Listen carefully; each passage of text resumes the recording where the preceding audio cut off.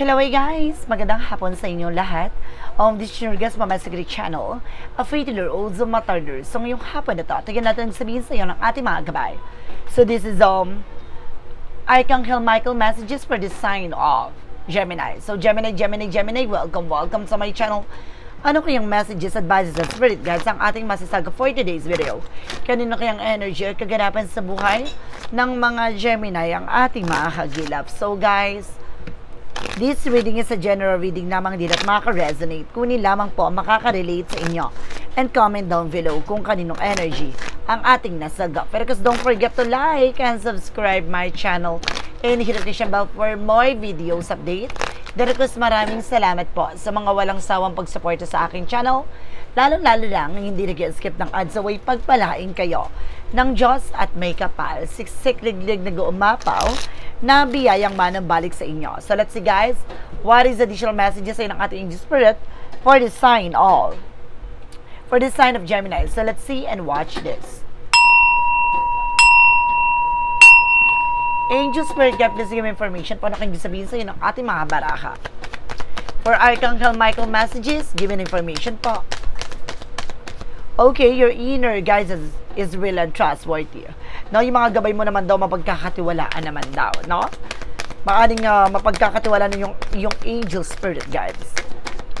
At the same time guys, there's something to be gentle with yourself. No, wag mo masyado pinipressure yung sarili mo sa mga bagay na alam mong hindi ka pa handa, no? Or either sa mga bagay na alam mong hindi mo pa kaya, no? Magtiwala ka sa gabay mo na ibibigay sa iyo yung mga bagay na what you deserve. And romance angel are helping you, no? Ginagabayan ka naman daw ng ating angel spirit pagdating sa relasyon. And because your children are watched over by angels, no? Ginagabayan din ng ating angel spirit pagdating sa relasyon. Na in detach from this situation, kailangan mo na makalaya sa hindi maganda sitwasyon.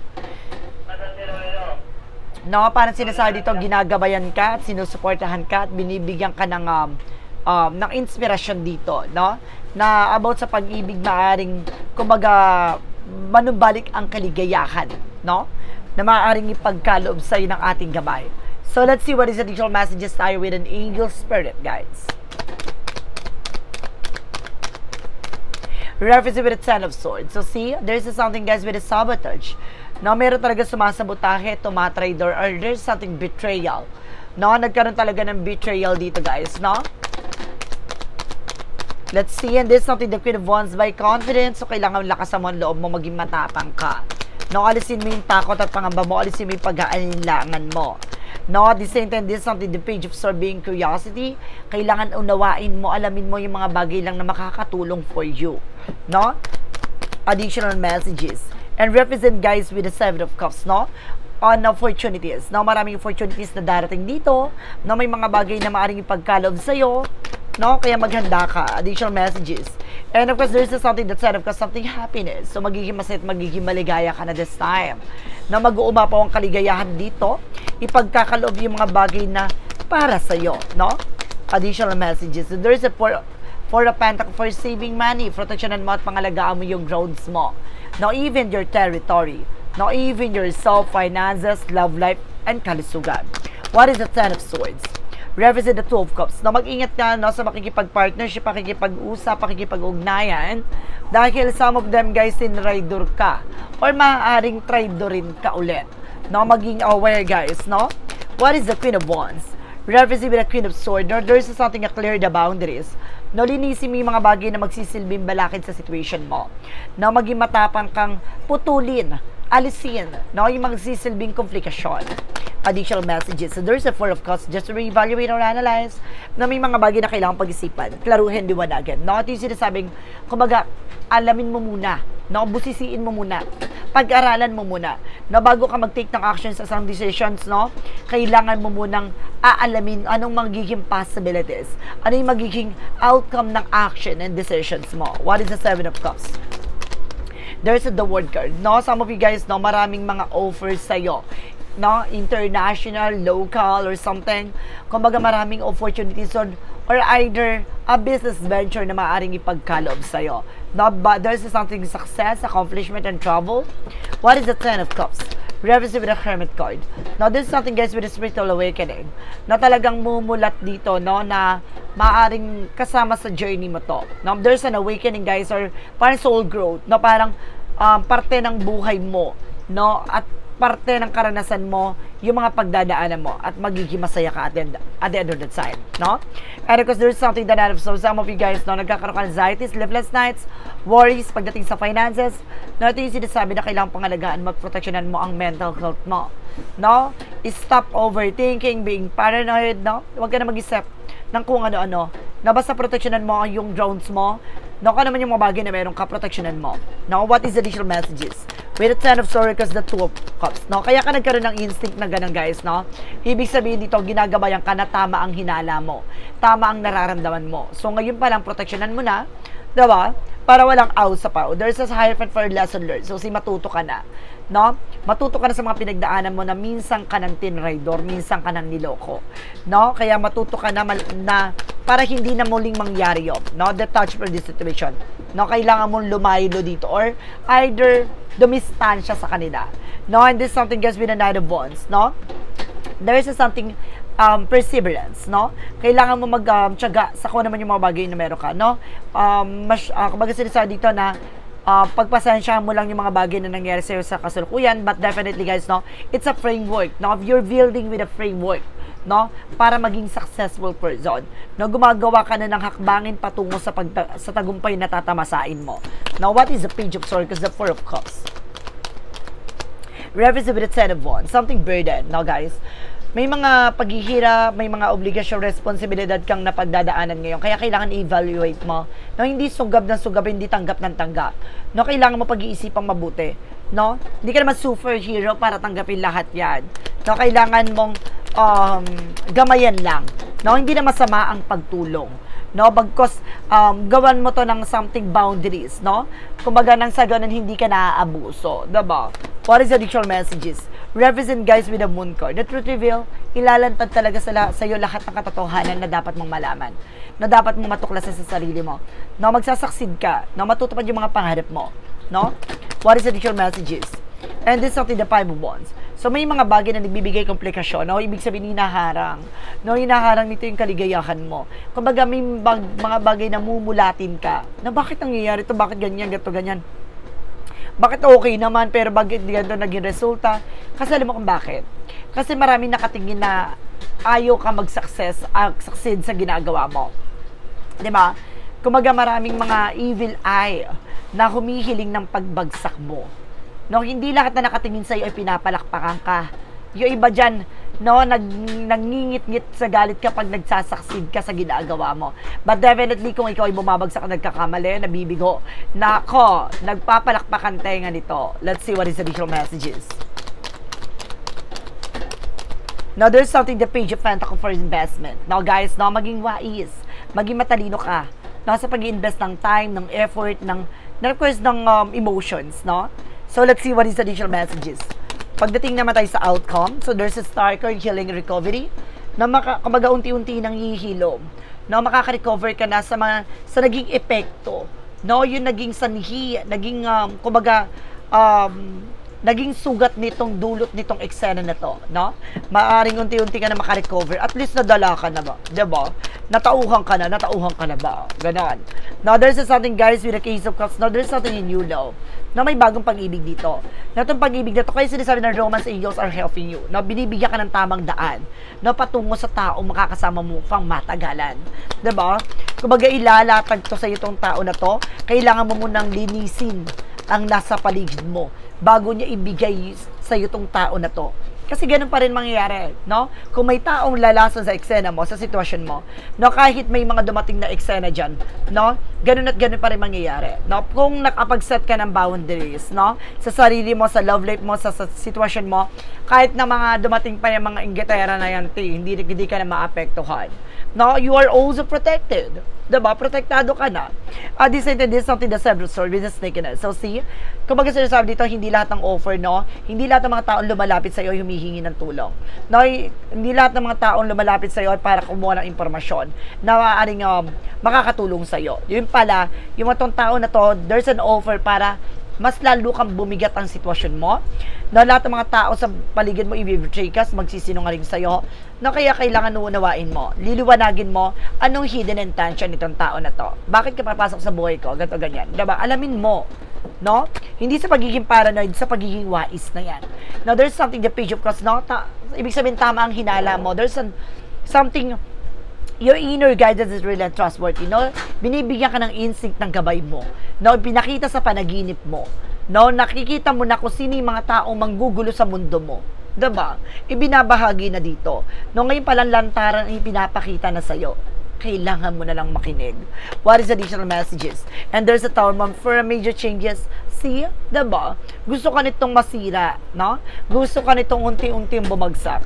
No, hindi sila natutuwa sa kung ano man yung kaligayahang natatamasa mo. Kung hindi, nangingit-ngit sila sa galit dahil kung ano man yung mga bagay na meron ka, gusto nilang mawala yan. What is additional messages with an angel's spirit? So there's hypothesis. Now, there's a hidden agenda, hidden enemy. So, may misteryo talaga. Kaya ka nagkakaroon ng anxiety, sleeplessness, that because of palipad hangin.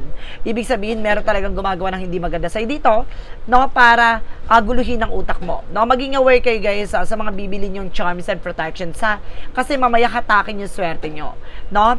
Some of you guys na may charms, no, dapat ito ay kumaga sa legit, no, na kumaga meron talagang kakayanan at kaalaman pagdating sa spiritual. No, some of them kasi meron lang mabenta, no, na charms and protection, but definitely guys, no, ito ay isang bagay na kakataking kung ano man yung bagay na meron ka. No, maging aware tayo guys, no? So let's see what is additional messages with an angel's spirit pagdating sa finances and career, love life at kalusugan. Alamin na natin yan guys, so let's watch this. Okay, pagdating sa finances and career, so there's a Knight of Pentacles, no, security, na magkaroon ka seguridad pagdating sa finances, na pangalagaan, proteksyonan mo ito. No, dapat marunong ka dumepende sa hawak-hawak mo. No, there's a four of swords, something in intuition, rest. No, kailangan mo ipahinga ang katawan lupa mo at isip mo. No? At the same time, there's a King of Swords. No, there's something to stop the pattern. Putulin mo yung mga bagay na makakasira ng iyong mood, no, ng iyong isipan, no, ng iyong ginagawa. No, there's something the lovers connected with your love life. So, ibig sabihin nito, maaring kumbaga konektado ang iyong trabaho o negosyo, hanap buhay pagdating sa partnership. Na maaring magkasama ka sa trabaho, magkasama ka sa negosyo, and this is something the Three of Swords. No, maging aware lang kayo, no, may sumasabotahe sa inyong dalawa na person mo. Or maaring nagbibetray sa yung person mo, mag-ingat ka. There's a Six of Swords with the transition. No, kailangan nyo makalaya sa hindi maganda sitwasyon. No? Kumbaga sinasabi sa'yo dito, nasa isang scenario kay guys, no, with the toxic people, toxic environment. Ibig sabihin, baka nasa side kayo ng manugang, ng biyanan mo. No, kaya tinataydor ka ng asawa mo dahil, kumbaga, nasa paligid lang kayo ng, kumbaga may something na parang, mayroon ditong hindi nakakatulong sa inyong dalawa. Na parang gano'n. No, sinasabotahe kayo back to back. No? Kumbaga, may something na maaaring magbibetray sa inyo. No, maaaring, kumbaga, sinisiraan kayong dalawa sa isa't isa. Na pagdating sa love life, now, there's something, the Three of Pentacles, na mag-ingat kayo, pakikipag-collaborate, pakikipag-usap. And there's a Six of Wands for victory is yours. Pero magtatagumpay kayo, no? Magiging maganda ang inyong relasyon at inyong pagsasama. There's a Two of Swords.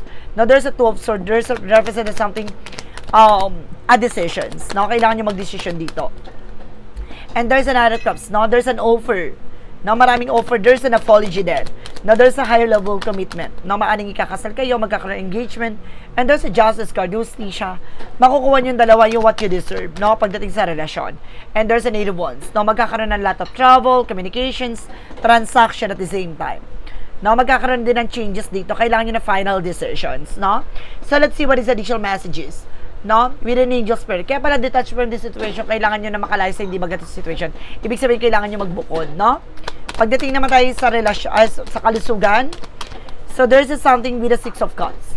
No, there's something, a remnants, no, may mga naramdaman ka before, there's a magician, no, may mga bagay na aring, kumbaga, nagdudulot sa'yo ng mga, kasakitan, no, and there's something losses, na maaring, kumbaga, nai-stress ka sa mga bagay na nawawala, gato, no, and there's a King of Pentacles, magkaroon ka ng security, no, pangalagaan mo yung mental health, no, nai-stress ka dito, there's a King and Queen, so ibig sabihin, same kayo na person mo, there is something, divine and masculine energy na nag-represent dito, no, divine connection to guys, And this is something that Pentacle may naging balance. No, maging balance kayo sa isa't isa. Na pagdating sa mga nararamdaman nyo, no? Kailangan niya mag-share kayo ng thoughts, ng information, no, sa isa't isa na person mo. Na meron talaga dito nagdudulot ng kumbaga kasakitan sa inyo. It's either a relative or an ex, no? Merong ex dito na hindi mapakali, no? Kumbaga hindi maka-move on. So there's a black naman. See, I told you, diba? There's a doing a black magic to you, the power of the deck. So let's see what is additional messages tayo with an angel spirit, with a magic and fairy messages, advices and requests sa pick a card yes or no. So kung bago ka sa channel ko guys, no, don't forget, no, ang pick a card yes or no, pwede ka magtanong. No, isa lang ang magiging sagot dyan, 1, 2, or 3. Pipili ka lang ng isa and comment down below kung anong number ang napili mo para malaman ko kung umabot ka ba sa reading na ito. So let's see guys, no?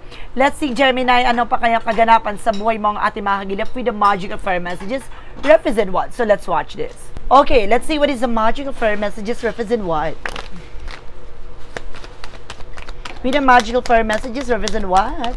And everything is okay. No? Huwag ka daw mag-alala, lahat ng bagay na binibigay sa'yo ay may magandang kalalabasan, na may magandang idudulot, no? And this something gets some exercise, so kailangan mo na mag-exercise, guys.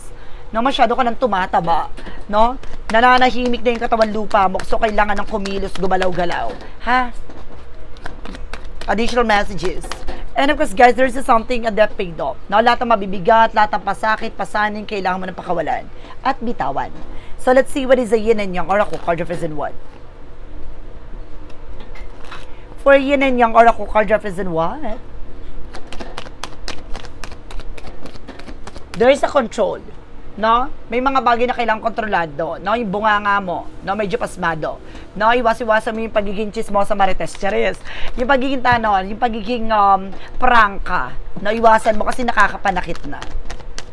Additional messages, and there's something, remember, no? There's an awakening, na parang mamumulat ka dito, no? Or magigising ka sa katotohanan, no? And there's a karma, huwag ka mag-alala, no? Makakamit mo ang hustisya at magandang karma, no? Now what you deserve, diba? So let's see what is synchronicities represent what. And there's a finder the lost things. No, minsan tayo guys, no, minsan hinahanap natin yung mga bagay na nawawala. So, kailangan marunong tayo mag-appreciate para hindi nawawala yung bagay na gusto natin pala. Diba? Minsan kasi, hindi mo makikita ang isang kahalagahan ng bagay na to kung hindi pa nawawala at umaalis sa buhay natin. This is something teacher, no, guardian, no, there's a professor, no, either guys, no, maaring teacher ka, guardian ka, professor ka, no, or maaring may gumagabay sa'yo dito, no, may nagtuturo sa'yo. No, there's a guidance, there's something, a butterflies, upper layer of the head, na maaaring nagre-represent something, a transformation. And this something gets with the bravery na kailangan mo maging matapang, palaban. No, alisin mo yung kaduwagan mo. No, kailangan hindi ka takot, no, sa posibilidad. What is the romance in you for Mystic Love Oracle deck? And of course, let's see, there's something guys. And there's a cheating, guys. No, some of you nagkaroon talaga ng cheating dito, no? No, there's a broken trust. No, maaaring sinira yung tiwala mo, maaaring niloko ka, tinrader ka, or either baka ikaw yung nanloko, no? Or maaaring nagkaroon ng cheating, no? The two of you, guys. And of course, there's a something trouble, no? There's a something cross-watcher out there, ha? And there's a trouble, guys, na maaaring makakapag-travel ka dito, and there's a lot of experiences, and there's a compromise, no, guys, na may mga pinangako dito na unti-unti na magbabago. So, let's see what is, an angel's number muna tayo, guys, no? So, let's see what is additional messages with an angel's spirit. And there's something is 000 with a limitless potential. It serves as a timely reminder that anything can be accomplished. You can dream it, there is no reason you can make it into reality. If something is in the possession of another person, it is also available to you. So try to remain calm. What's meant for you won't you pass by. Let go of tension and relax. No, matutong kang kumalma. No? Matutong kang kumalma. Lahat ng bagay na to ay maaari makuha mo, makamtan mo ng may pagpupursigi at may pagsusumikap sa buhay mo. Natandaan mo, hindi ka magtatagumpay ng bara-bara at magmamadali sa sitwasyon na gusto mo mangyari. No? Matuto kang pag-isipan, no? At klaruhin, liwanagin, unawain. So, let's see what is the Money Move Oracle deck. With the money mo oracle deck represent guys with a vacation. Some of you baka kailangan mo ng bakasyon dito ha para makapag-isip ka ng tama at wasto. Take time to recharge. No, parang kailangan mo na mag-disconnect muna from the world na para mawala yung stress at bigat ng iniisip mo. And there's a part of the light represent what? No guys, ang sarap magbakasyon no para kahit pa paano ma-refresh ang utak natin. So let's see, what is the part of the light? At the same time, girls, is something unconditional love. No? I release all resentment and open my heart to see the good in everyone. I perceive the pure child within the others and practice forgiveness, knowing that love and understanding create the foundation of true connections. No? Kumaga, mayroong pagmamahal at mayroong kumaga, natatanging pagiging mabuting tao, no? Yung nararamdaman mo dito, hindi yan dahil sa kagustuhan mong ibigay. Talaga nanggagaling siya sa puso mo, no? So let's see what is what lies beneath with the hidden future. Pag sa madaling salita, no, parang may busila kang puso. Boroy, pasabog ka dyan. And of course, there's something a bag and boo. So may mga bagay dito na kailangan mo ng, kumbaga, magising, no? Or kailangan mo ng klaruhin, liwanagin, no? So let's see what is additional messages with the shadow work represent what?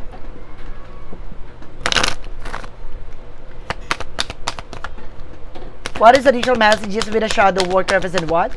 And there's something self-compassion, no? Growth, mindset, resilience, no? Embracing imperfections help you find strength, no?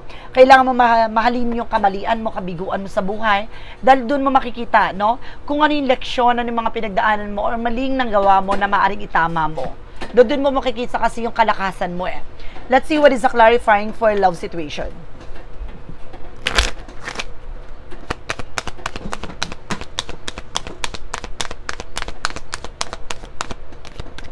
And this is something an open heart. No? It's a vulnerability we talk and reveal. Forging deeper connection through honesty. So, pagiging tapat, no? Ibukas mo yung puso mo. No? At ipakita mo kung ano talaga nilalaman nito. No? Iwasan mo magpanggap or either maaring hindi ka makakapagpanggap. Talaga ilalabas mo ang katotohanan ng gagaling sa puso mo. Parang nasa puso lamang. Charis. So, let's see. What is additional messages for clarifying for life situation? Representing with says every minute. The embrace each moment with purpose of time is a precious gift on your journey of self-discovery. No? Sa bawat eksena, unti-unti mo madidiscover sa buhay mo. No? Ano man yung regalong pinagpala sa'yo ng ating Panginoon. No? Ibinigay sa'yo, no? Ipinagkaloob sa'yo na may ganito ka pa ng katangian, kakayanan, kaalaman na magagamit mo for your journey. So let's see what is a pick a card yes or no. Alamin na natin yan guys. So let's watch this. Okay, let's see what is a pick a card yes or no. Let's start with the number 1. Ito na guys, no? Kung sino may mga napili ng number 1, ito na yan. And there's a yes. Reach for high goals, success is near. Na nalalapit na ang tagumpay. Makakamtan mo na ang matagal mo nang inaasa at hinihintay. Oh. There's a number 2, represent what? There's a yes again. Valuable experience worth your time profit, no? Ibig sabihin dito, no, yung nakakaranasan mo ay hindi matatawaran.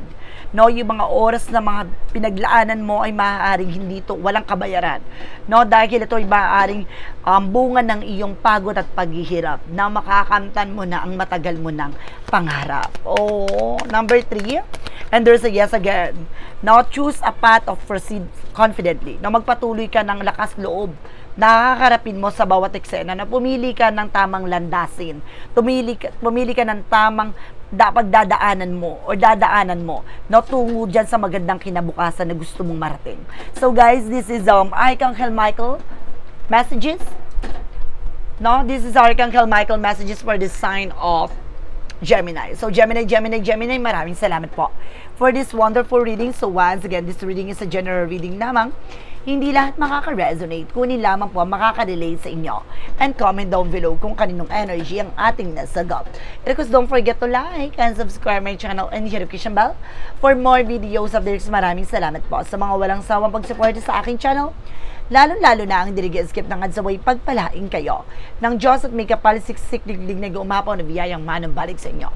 Maraming salamat po guys and see you the next video. Bye-bye and babush!